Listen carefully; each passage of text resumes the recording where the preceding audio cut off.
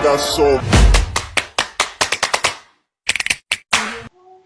Assalamualaikum warahmatullahi wabarakatuh. Di sini saya dan rekan-rekan akan menjelaskan mengenai materi metode Scrum untuk mengenai mata kuliah manajemen proyek perangkat lunak yang beranggotakan yang pertama ada Raina Rahmawati Fitri dengan NIM 2130 511014. Saya sendiri Siti Nur Azizah dengan NIM 2130 511021. Kemudian Zia Sakina dengan NIM 2130 511036 dan Aisyah Syakira Purnama dengan NIM 2130 511048. Yang pertama ada sejarah dan pengertian metode Scrum. Untuk sejarahnya sendiri, pada tahun 1990, Jeff Sutherland dan Ken Schwaber bersama-sama merumuskan prinsip-prinsip dasar Scrum. Mereka menyusun manifesto Agile pada tahun 2001 bersama dengan tokoh-tokoh lain dalam dunia pengembangan perangkat lunak yang membantu menggambarkan nilai-nilai inti dari pendekatan Agile termasuk Scrum. Kemudian untuk pengertiannya sendiri, Scrum merupakan kerangka kerja pengembangan perangkat lunak yang menekankan transparansi, infeksi, dan adaptasi cepat dalam kerja tim. Didesain untuk meningkatkan efisiensi dan fleksibilitas dalam proyek pengembangan perangkat lunak. Scrum mempunyai beberapa manfaat, diantaranya yang pertama responsivitas terhadap perubahan. Dengan menggunakan iterasi pendek atau sprint, tim dapat menyesuaikan prioritas dan fokus dengan lebih mudah. Kemudian ada transparansi, meningkatkan visibilitas dan pemahaman tentang kemajuan proyek. Yang ketiga ada adaptabilitas, memungkinkan perubahan cepat sesuai dengan kebutuhan pelanggan atau perubahan pasar. Yang keempat, peningkatan kolaborasi tim, mendorong kolaborasi yang erat antara anggota tim dan pemangku kepentingan. Yang kelima, produktivitas, memaksimalkan pengembangan produk dengan fokus pada fitur-fitur yang memberikan nilai tertinggi. Yang keenam, umpan balik pelanggan. Sprint review memberikan kesempatan untuk mendapatkan umpan balik langsung dari pemangku kepentingan. Yang ketujuh, pengelolaan risiko yang lebih baik. Scrum membantu dalam mengelola risiko proyek secara lebih efektif dan mengurangi potensi dampak negatif. Yang kedelapan, siklus pengembangan yang terukur, memungkinkan tim untuk secara konsisten mengukur dan memperbaiki kinerja mereka.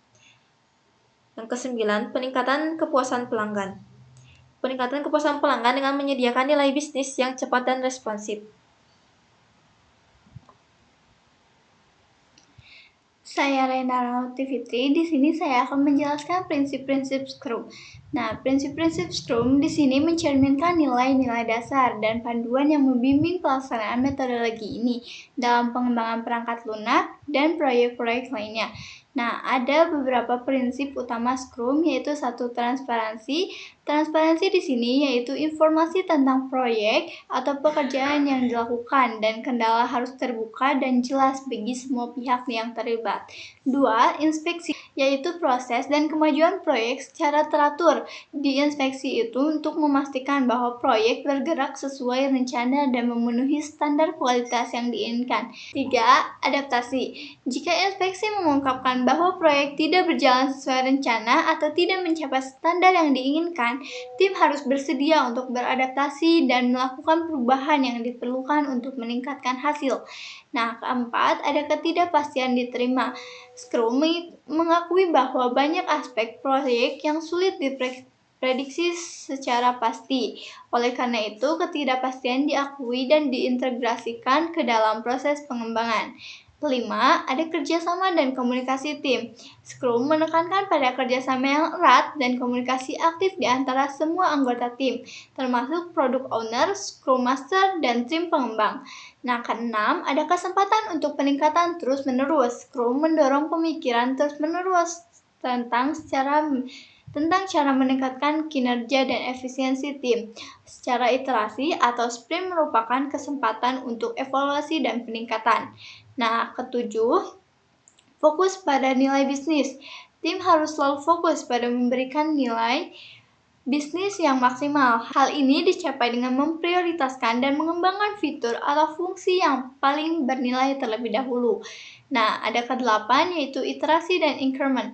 Proses dipecah menjadi iterasi pendek yang disebut sprint, di mana tim menghasilkan increment produk yang dapat digunakan setelah iterasi. 9. Peningkatan berkelanjutan, yaitu tim selalu berusaha untuk meningkatkan kualitas dan efisiensi melalui refleksi dan perbaikan terus-menerus.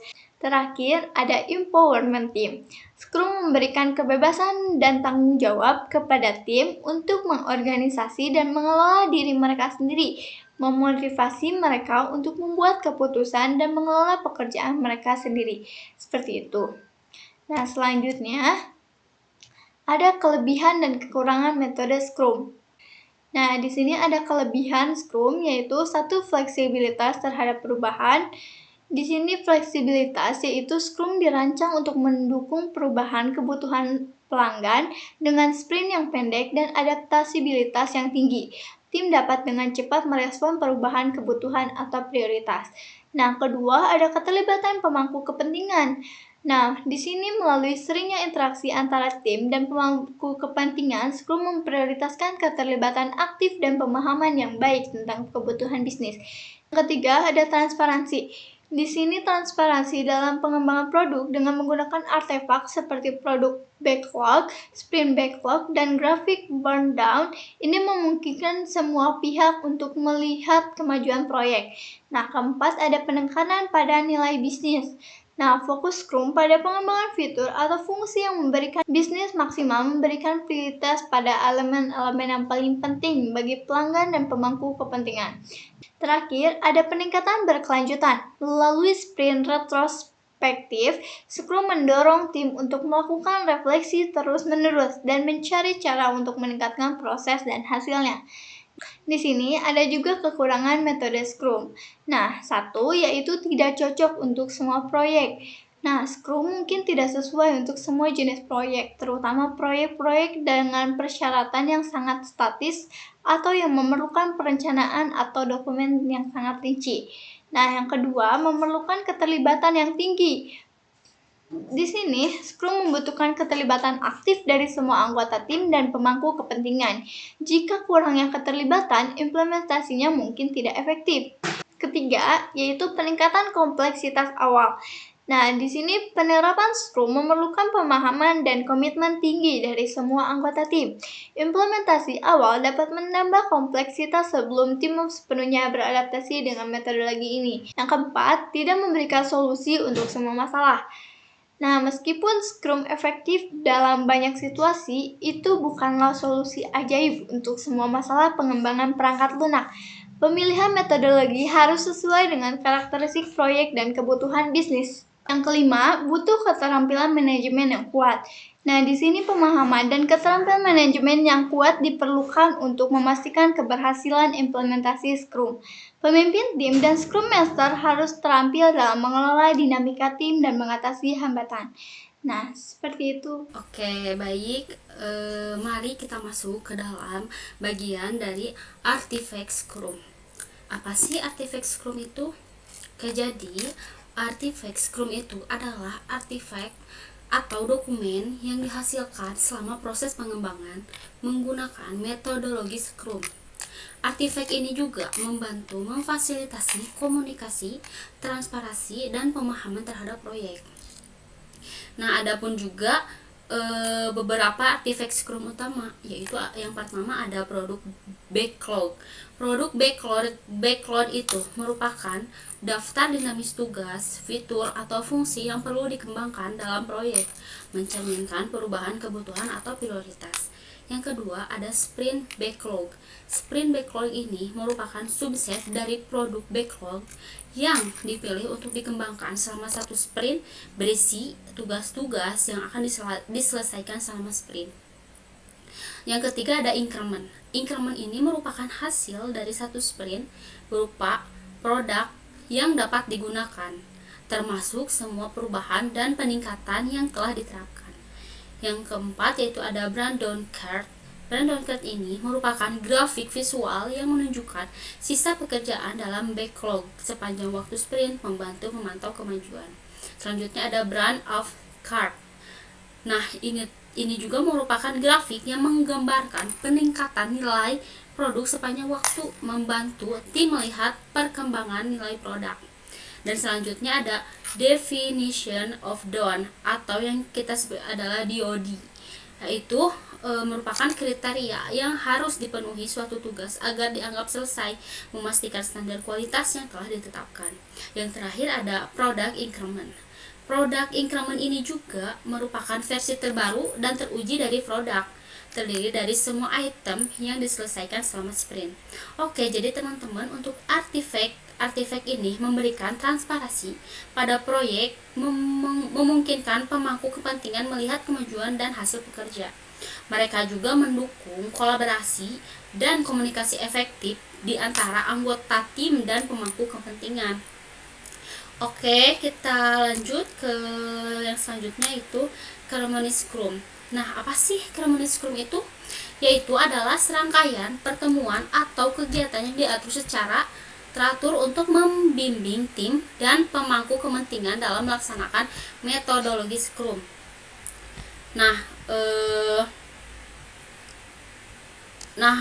ada juga jenis-jenis aspek dari ceremony pada Scrum itu, yaitu yang pertama ada aspek utamanya, yaitu sprint planning meeting, daily Scrum, sprint review, dan sprint retrospektif.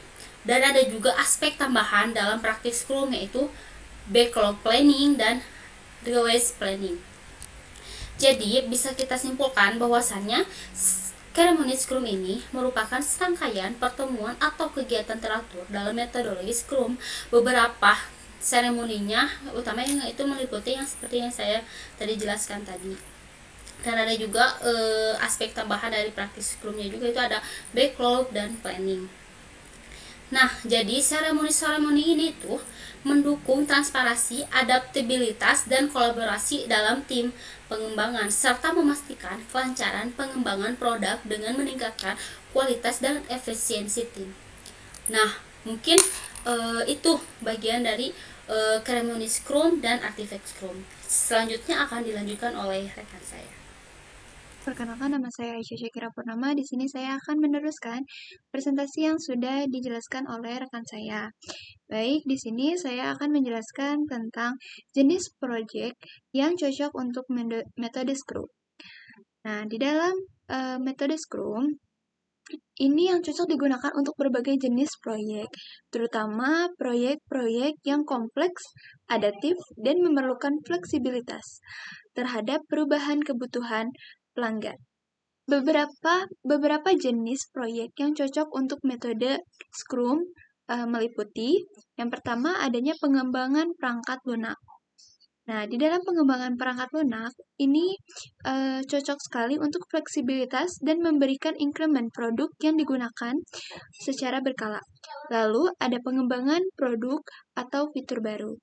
Nah, untuk jenis proyek ini cocok untuk fitur dengan pengelolaan produk yang baik.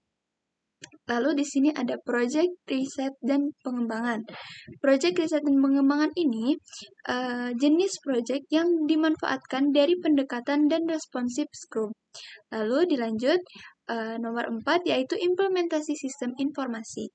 Nah, implementasi sistem informasi itu dapat diimplementasikan di organisasi, ERP, dan CRM termasuk ke dalam proyeknya. Lalu poin ke-5 yaitu proyek konsultasi dan layanan. Proyek konsultasi dan layanan ini akan cocok untuk perubahan kebutuhan pelanggan dikelola dengan baik dengan menggunakan Scrum. Lalu nomor 6 ada proyek inovasi. Di dalam proyek inovasi, eksperimen, evaluasi cepat, adaptasi dengan berbagai pasar yang menghasilkan fleksibilitas dan kecepatan iteratif Scrum. Lalu poin nomor 7 ada pengembangan proyek perangkat keras. Nah, pengembangan proyek perangkat keras ini cocok untuk metode Scrum karena dapat diterapkan dalam pengembangan produk yang dengan penyesuaian tertentu. Lalu di sini ada nomor 8 yaitu pengelolaan proyek konstruksi. Pengelolaan proyek konstruksi ini meningkatkan kondisi dan responsivitas dari pelanggan pengelola produk dan cocok digunakan untuk metode Scrum. Baik, di sini saya akan menjelaskan tentang proses metodologi dari Scrum.